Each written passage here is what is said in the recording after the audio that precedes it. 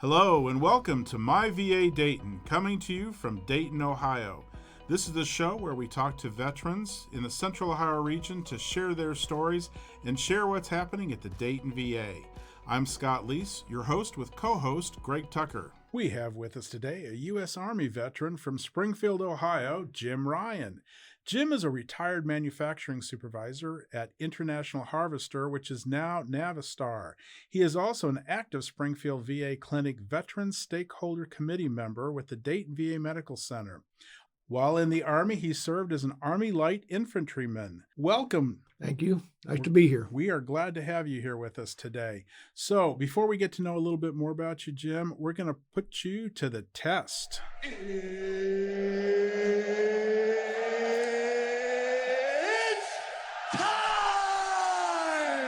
That's right. It's time to play Don't Tell Me I Think I Know That. This is the game where we put our guests to the test of their knowledge of military trivia. It's also a game where our listeners can play along to see if their minds are mired in mounds of military minutia as ours are. Are you ready to take this challenge, Jim? We'll see what happens. I think you're going to do great. So, since you're an Army veteran, we actually tailored these questions specifically to you and your military career. Here's your first question. What is the U.S. Army a derivative of? Would it be A, the Spartans, B, the Continental Army, C, the Land Army, or D, the Cowboys? The Continental Army. That's correct. Great answer.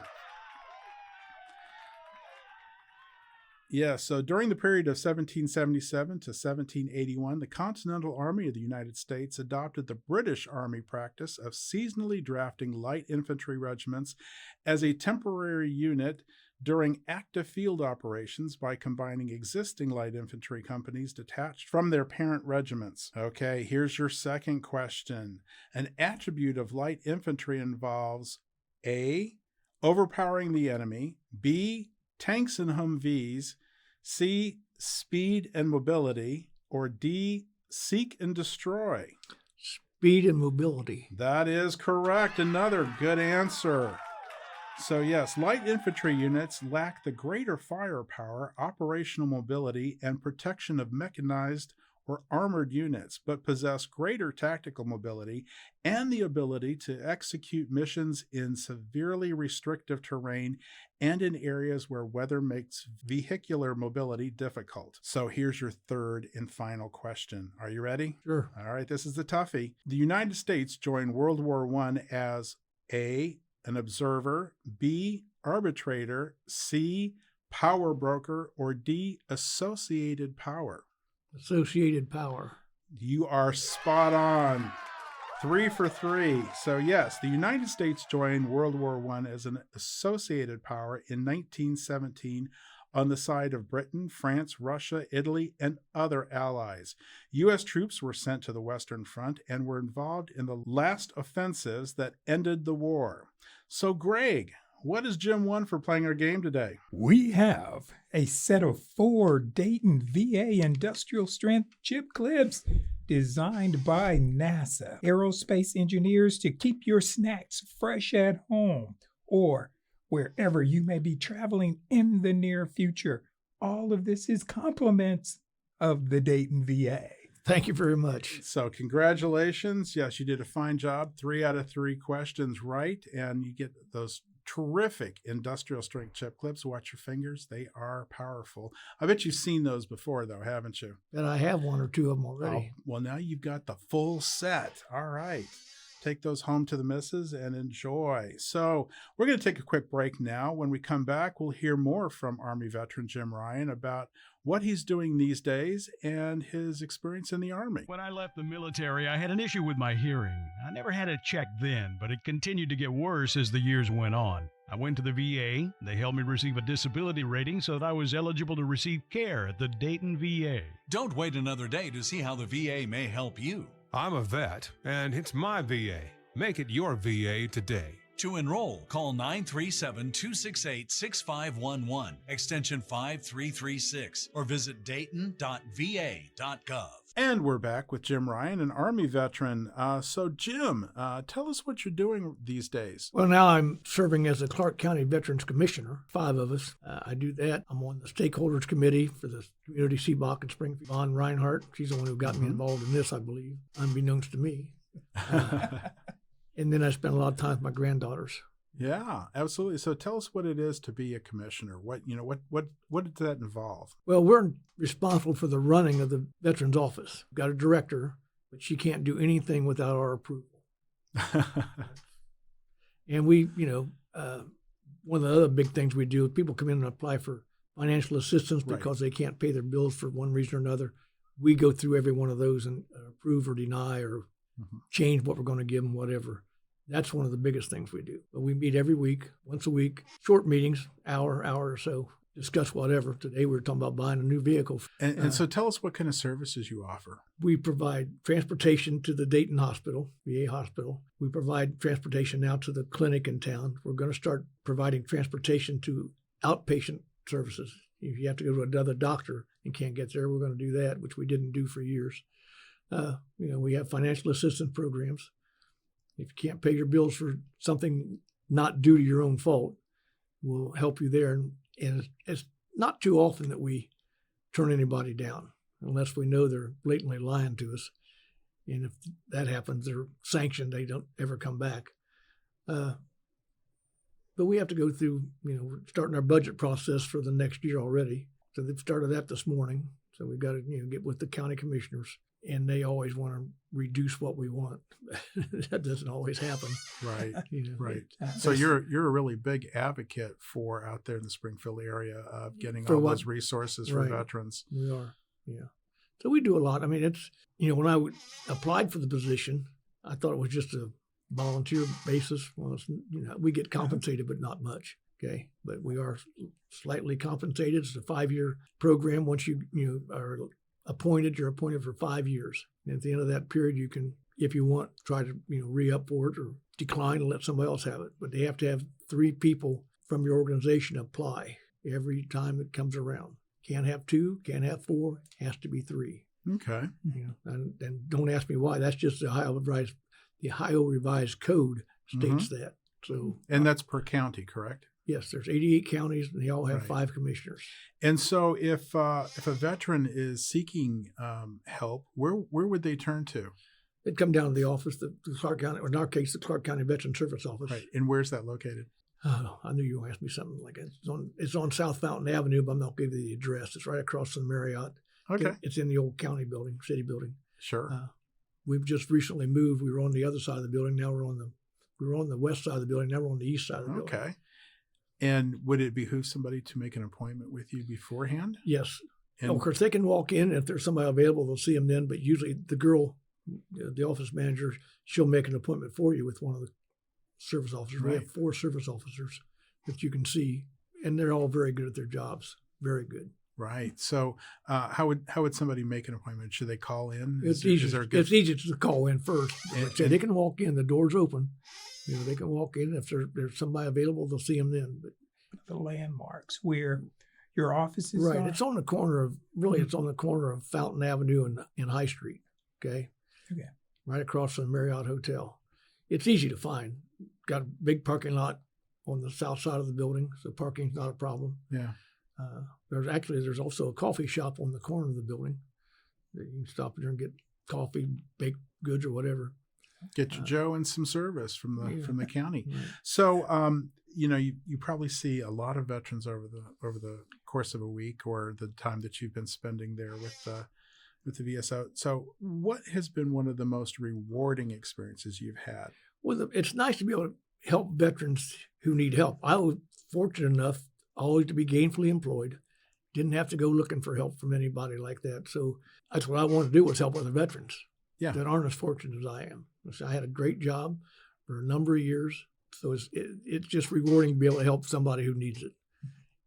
And most people that come in do need it. Now, how did you come about becoming a commissioner? Well, I belong to the Military Order of the Purple Heart. So that's the group I represent. And the gentleman who had the job before me. So I applied when he came up for a renewal, and the judge picked me, not him. So how long have you been with the commission? This is my 10th year. So I'll be up for reappointment come December if I decide to do it again. Now, I know every year you all do the Vietnam Veterans Memorial Service. Right. But that's got nothing to do with the VA office. That's just simply our organization that kind of mans that. Of course, we've got the Memorial Day Parade coming up. They're going to dedicate the old cemetery downtown this May, the Saturday, was that 27th maybe of May? And the MOPH is supposed to be there for me to participate in that along with the Marine Corps League, and I guess a drum and bugle corps or somebody's going to be there. So it'll be quite an event, I guess. Now, Jim, are you a native Springfield? All my life. Okay. Born and raised. Okay. So what was your inspiration or motivation in joining this service? I didn't join. Back in the day when Uncle Sam said, "We want you." Okay. I got drafted back in 1966. Okay. But no, I didn't volunteer. I mean, I knew I was going to get drafted. Okay. And I thought about volunteering, and I thought, no, I'll take my chances on 2 years. Okay. So you were drafted. What did you do in the service? Like I said, I was a light infantryman Okay. for a short period of time. And where did you go as soon as you were drafted? I went to Fort Benning, Georgia for my basic training. Then I went to Fort Polk, Louisiana for my infantry training. And that was really nothing more than jungle training. And then off to Vietnam. And where were you in Vietnam? In the Mekong Delta. And what did you do there? Light infantry. Light infantry. Right. Now, but what was the experience there? It was short-lived, thank God. I was only there 55 days, and 5 of that was the hospital. Because I got shot and sent home. Mm-hmm. But the first, I think, 2 weeks I was there, I didn't have a weapon. I had to wait for somebody else to get shot before I could get a weapon.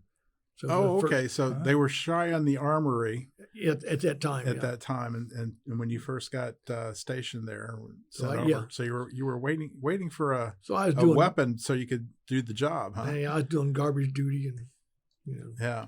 So tell us about that experience, about how you earned your Purple Heart in Vietnam. We were on what they call an Eagle flight, and that's where you board helicopters. And we had 5 areas we were going to check out where there had been reported enemy activity. And the lieutenant told us that morning that we're going to see some stuff today. So the first area we started to land in, we took on fire. So suddenly I became airborne, jumping from the helicopter, only about maybe 10 feet up. In the rice paddy, you just kind of sink down pretty deeply. And the lieutenant told us to get on line, fix bayonets, and charge. I thought, this is not going to be a good day. And as we were charging, my buddy, his rifle jammed.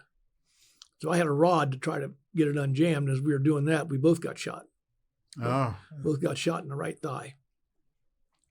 I thought I got shrapnel or something in the back of my leg, because that's where all the pain was, but that's where the bullet came out.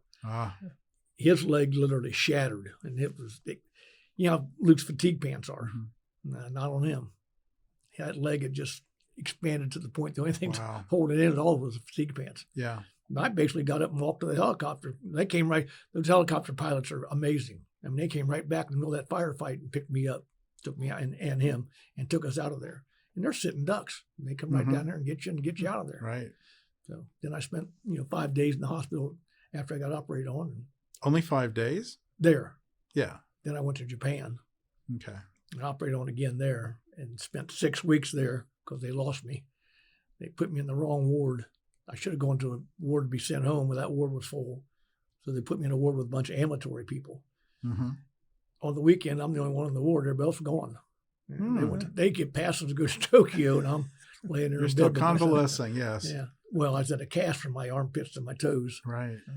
So I was packed for shipment home. By the time after 6 weeks, and they finally shipped me home, I got back to, where'd I go? Valley Forge. Okay. And the doctors there said, "You've been in that cast too long. We can't do anything with you now." So they left me in that cast for a total of 12 weeks. Oh, wow. And they said, "We're finally going to take you out of that cast so we can get some good pictures," because all they could do was get a view straight down at my leg. They couldn't get a side view because there's a bar between my legs, so they couldn't get the plate. And put you in a straight leg cast. I said, "Okay, we'll let you get a bath."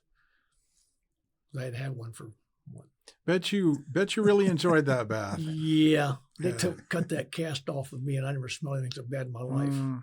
With 2 months of rice paddy showers, and then 6 weeks in that cast. So that was enjoyable. Took 2 guys to get me in, took 6 to get me out. I wasn't coming out. But don't blame you there. Laying in bed the next day, and here come the doctor and said, "We're not putting you back in the cast. You're going to start physical therapy." In fact, here she comes now. Yeah. So I went to physical therapy twice a day for, God, I don't know, weeks. Right. Finally, when I was able to get around well enough, they sent me home on leave for 30 days, and back to the hospital. It was better being in Vietnam. Right. So that was the end of your military career, right? No, I had to finish my 2 years. I went down to Fort Knox, Kentucky from there. And the company clerk was also from Ohio, but from Mason, Ohio, which isn't too far away. So we became pretty quick friends. Oh. And he told me the supply clerk was going to retire. Did I want the job? Well, I can't type. He said, they'll send you to school. I said, I'll take the job. So I went to see the top sergeant, and he said, "You want to be the clerk?" I said, "Yep." He said, "You start school tomorrow." So I went to typing school and became the supply clerk. And that was interesting, to say the least. So I basically ran the supply room for the last year of my service. So typing, for a lot of our listeners, they may not realize how vital a skill that was back in the day before computers. Right. And one wrong keystroke messed up a document. But the problem was I learned to type on an electric typewriter. Mm-hmm. When I'm back to the supply room, you had an old 1910 Underwood that took a hammer and a chisel. A manual typewriter. So my typing skills went out the window pretty quick. I became pretty much a hunt and peck. I'm not even sure some of our listeners could even understand the difference between a manual and automatic vehicle, a car, let alone a manual typewriter. So my typing skills kind of went out the window pretty quick. Yeah. But, you're just typing forms, really, so it wasn't critical that you were a real typist anyway. Right. So after your military career is over with and you're returning back to Springfield, how was life? I didn't see what a lot of people complained about, about not being welcome home and being cussed at, spit on, or whatever. I didn't experience any of that. I think Springfield was a small enough community, and I knew enough people that knew me before I left and anything that I didn't have that problem. In fact, when I flew home from the hospital, I had to fly standby. Well, the first night I couldn't get on a plane, so I spent the night in the airport. They got me on the first flight out the next day, and when I got back to Springfield, they made everybody stay on the plane until I got down the gang. That's when they had the old steps. Before I went down the steps and into the terminal before they let anybody else get off the plane. Mm-hmm. So I was some guy I'm the last one to get on the plane. Some guy sitting in a row where there's nothing in front of you. He said, "Here, you sit here. I'll go back here." So he gave me his seat where I could stretch my leg out. I saw nothing but good treatment. Some of my friends say they didn't see all that. But not everyone else was so lucky. But I didn't have any problems like that at all. Do you attribute that to Springfield and Ohio being that kind of community? Yeah, I think so. Yeah. Springfield's a nice little town. Yeah. Oh, absolutely. Yeah. Of course, the problem is now there's nothing here. You don't have a department store. You don't have too many. If you don't have a restaurant on Bechtel Avenue, you don't have anything. Right. Well, small towns have suffered quite a bit.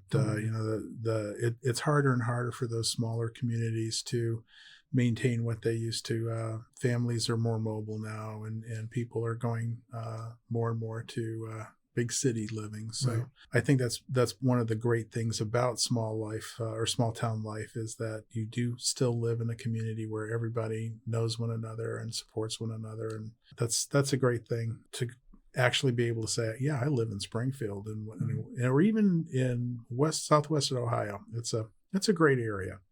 So we're going to take a quick break for right now. And when we come back, we'll hear more from Army veteran Jim Ryan and all about his experience with the Dayton VA Medical Center. This is a message from the U.S. Department of Veterans Affairs. If you were exposed to toxic substances while serving in the military, a new law called the PACT Act may make you eligible for additional benefits and care. The PACT Act benefits veterans of the Vietnam era, Gulf War era, and post-9/11 era who were exposed to toxic fumes, burn pits, Agent Orange, radiation, and other environmental hazards. Survivors of toxic exposed veterans and veterans who served in specific countries in Africa, the Middle East, and Southwest Asia are also potentially eligible. Learn more about the PACT Act by going to va.gov/PACT or by calling 1-800-MyVA411. We at VA are here for you, and we're ready to get you the care and benefits you've earned and deserve. I'm Mike Richmond.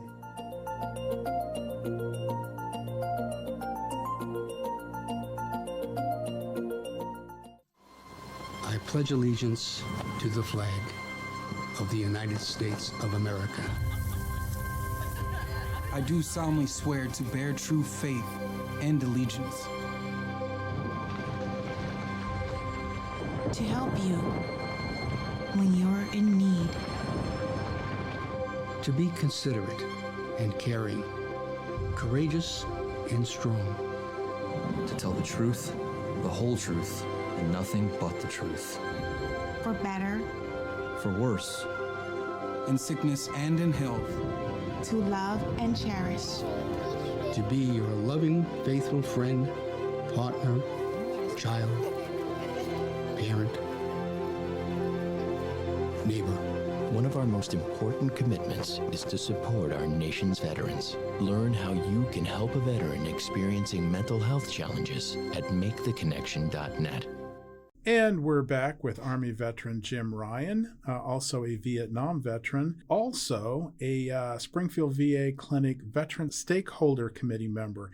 So, Jim, tell us a little bit about your experience as a Stakeholder Committee member. Well, before COVID, we would meet at the clinic and we'd have fundraisers. At the old clinic, we had a hot dog roast outside one time and try to get people to come to the clinic and see what it's all about. But with COVID, everything kind of got shut down. Mm-hmm. So now we meet online. We have an online meeting once a month with Yvonne Reinhardt, who's the director of our program. Mm-hmm. And we have different people come, usually from the VA, to make presentations to us about what's available for us to take back to our office. Sure. And Absolutely. share with the other people. To share with the veteran community Right. there in Springfield.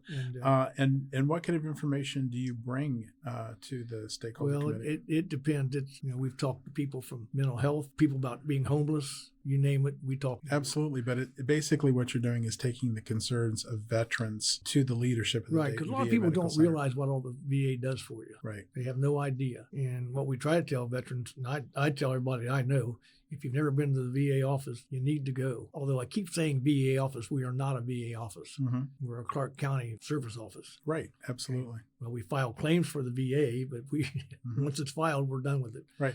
You do so much more than just for the VA, or certainly for the Dayton VA there at that Right. office. But there's one of the, they're one of our big reasons we're around. Okay? Absolutely. And that's what I was going to say is that while you do so much more, you guys are instrumental in helping get to the veteran community in your area all the information that veterans need to know about veterans health care and about the Dayton Medical Center as a whole, but also the Springfield Clinic, in Right. which, there's a lot of folks out there who may not realize that that while we have a main campus in Dayton, we actually have 4 what we call community-based outpatient clinics or VA clinics throughout an 18-county region. And I have to say thank you to you, Jim, for being a part of getting that word out to all the veterans in your area that you're responsible for. Tell us about, if you know at all, about how things are going with educating veterans about the PACT Act, about the Promise to Address Comprehensive Toxins. No, I can't answer too much about that. I know we have pamphlets in the office. So if somebody comes in and has a question, we give them a pamphlet, or the service officers have just been to training about the PACT Act. Right. Okay, so they can answer the questions. That, again, above my pay grade. But we had a conversation off air about the fact that you're a Vietnam veteran, and that you're not even sure yourself. But that's actually telling the story about how very few veterans are even aware about not just what the PACT Act is, but if they even know about the PACT Act. That especially for some veterans like from the Vietnam era, that now they have the opportunity to get expanded health care that may not have been afforded to them before because of their exposure to Agent Orange or other toxins for their service. And that is very true, because myself, I've been diabetic for years, and I got compensation for that because of Vietnam. But at the time, now I've developed neuropathy. Mm-hmm. At the time, that was just considered part of diabetes. Right. Now it's a standalone compensation. So I've Yeah. applied for that. So I guess I do get something. And same thing with hypertension. I've had high blood pressure for years. That again was just part of diabetes. Mm-hmm. Now it's a standalone. Right. So it's what we call presumptive conditions. Right. It's presumed that if you have this condition, that it very well could be, or frankly is presumed to be connected with your military service, and now affords care that folks were not given that care before without being able to come up with a definitive service-connected disability. Yeah, the VA is not going to come to you and tell you you're eligible for this or that. You've got to ask the questions. Right. And in fact, my diabetes, some of the other guys in the Purple Heart told me, hey, you got diabetes. That qualifies as a disability from Vietnam. Yeah. And I said, well, it's hereditary. And they said, man, you don't know that.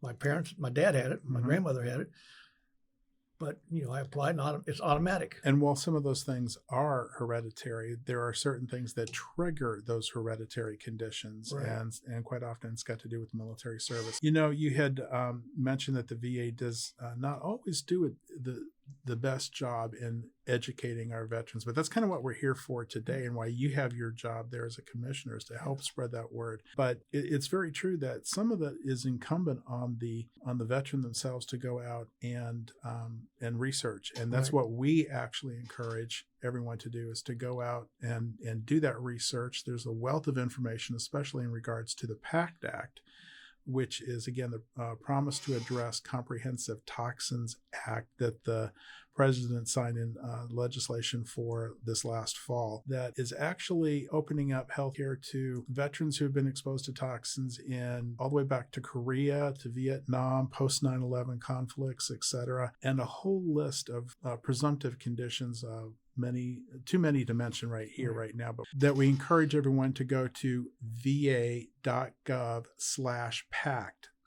That's www.va.gov/PACT to go out and look at the windows of service and the presumptive conditions to help determine whether or not you would be eligible for additional care, and it's not just health care, it's actually compensation as well in many cases in regards to the PACT Act. So. And that's why, I said that I wasn't eligible for anything. I actually am, because that's why I applied for the diabetes, not the diabetes, that was a long time ago, but for the neuropathy and the hypertension. Absolutely. Because of the PACT. Absolutely. And a lot of guys think that, it's hereditary, or that it's come on long after my service. But it's time to go back and reinvestigate that and say, this is something that qualifies me for I've been getting care and compensation. I've been getting compensation for diabetes for a number of years. Okay. Absolutely. I was smart enough to do that 30 years ago. Mm-hmm. So when did you start going to the VA for your health care?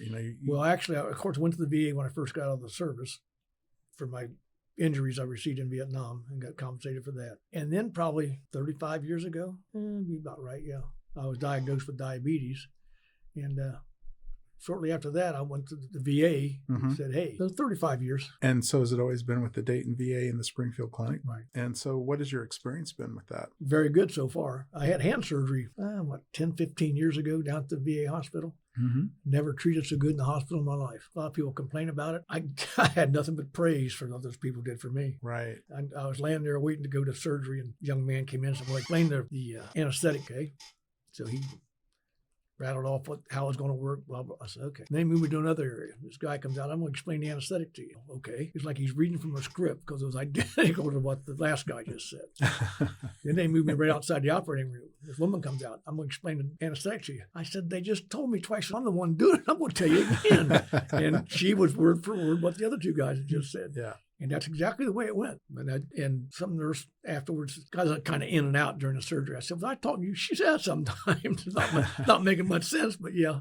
But they were great. Went back down there for treatment afterwards. Yeah, and talking to veterans, that actually seems to be a common theme, that quite often it's not just good care, it's too much care. Well, it could be. Go away, leave me alone. They just want to make sure you are taken care of and that you are educated. Because and I go down and use the hospital now for the dermatology clinic. I go there about twice twice a year. I've got a little skin cancer problem. Mm-hmm. They sent me outside one time because I had some on my face, which they don't take care of. They send you to another place in Dayton where the people are dermatologists, plastic surgeon. Mm-hmm. They took 2 spots off my face, and you don't know where they are. I do, but you don't know where they are. Yeah. They're not visible. They did a really good job. Great facility. That's what they do. They'd send everybody down there because they aren't skilled enough to do that stuff. So in dealing with veterans, as you often do in your position, what do you tell veterans who are apprehensive about using VA healthcare? I don't tell anybody. It's always been good for me. I've got no complaints. The doctors at the VA clinic have always taken good care of me. They got everything right there. You don't need to go anywhere else. Right. One-stop shop. Yes. Yeah. Some people say it takes too long to get in. I said, nah, it doesn't take that long. Now you don't really call and get an appointment the next day, but you can't call your own doctor outside and get an appointment the next day. Exactly. So I've got no complaints whatsoever with my. And I tell other people the same thing. I've had good treatment. Biggest thing I tell veterans, if you've not been to the VA, you need to go. So is there anything else you'd like to share with our listeners? I don't think so. I can't think of anything. This has been a nice experience. You guys have been great. And I say that tongue in cheek about Greg, but. Absolutely. I say the same thing. So we just want to say thanks again to Jim for joining us today. It's great to hear stories like yours from veterans here and in the Southwest Ohio region. Thanks again for joining us, Jim. Well, thanks for having me. I appreciate it. It's been a pleasure. This message is from the U.S. Department of Veterans Affairs. Veteran service organizations, often known as VSOs, offer many services for veterans and their families. To learn more, go to va.gov. When I left the military, I had an issue with my hearing. I never had it checked then, but it continued to get worse as the years went on. I went to the VA. They helped me receive a disability rating so that I was eligible to receive care at the Dayton VA. Don't wait another day to see how the VA may help you. I'm a vet, and it's MyVA. Make it your VA today. To enroll, call 937-268-6511, extension 5336, or visit dayton.va.gov. This message is from the U.S. Department of Veterans Affairs. Scammers exploit chances to commit fraud, like predatory law firms offering to get veterans and their survivors VA benefits. Report suspected fraud at va.gov. We want to say thanks again to our special guests for taking time today to share their story. We truly enjoy hearing stories from veterans from across the region and learning more about how they found care through the Dayton VA Medical Center. And as always, we want to thank our listeners for joining us and remind them, if they are a veteran and are not enrolled, to enroll with the Veterans Health Administration to receive health care benefits through the Dayton VA Medical Center. It's easy and it doesn't cost a thing. You just need to be a veteran. The simplest way to start enrollment is to call our enrollment and eligibility office at 937-268-6511, extension 4105. They can schedule an appointment for you to come to the Dayton campus or help make an appointment at one of the surrounding community-based outpatient clinics located at Springfield, Richmond, Lima, and Middletown. Again, that number is 937-268-6511, extension 4105. Veterans may also enroll by visiting www.choose.va.gov/health. While there, you can choose from applying online or by phone or by mail. It's just that simple, really. As I said before, it doesn't cost a thing to apply. So what are you waiting for? Call us today. Or if you know of a veteran who is not enrolled, have them call to start taking advantage of this benefit. If you're a veteran, it's your VA. Sign up today. Join us again for another episode of MyVA Dayton with the Dayton VA Medical Center. Our episodes drop the 1st and 15th of each month. I'm Scott Leese with your co-host Greg Tucker. Thanks again for listening to MyVA Dayton.